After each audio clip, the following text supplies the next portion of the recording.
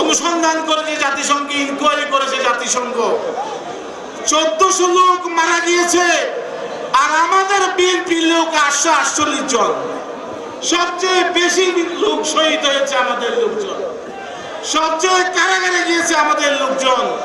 কেউ যদি প্রশ্ন করে যে বিএনপি কিছুই করে না, বৈষম্যবিরোধী আন্দোলনের বিএনপি ছিল না, এটা একটা হাস্যকর ব্যাপার। আমরা জানি তারেক রহমান সাহেব লন্ডন থেকে মনিটরিং করতেন, আর আমাদের নেতা সালাউদ্দিন সাহেব ভারত থেকে আন্দোলনের মনিটরিং করেছে। আমাদের থেকে অবদান আর কারো নাই, নাম তাদের।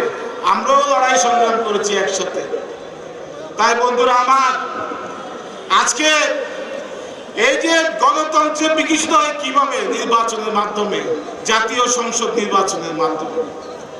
আমরা চাই জাতীয় সংসদ নির্বাচন বিসম্বল না, অবিলম্বে জাতীয় সংসদ নির্বাচন করে জনগণের প্রতিনিধির কাছে ক্ষমতা হস্তান্তর করতে হবে।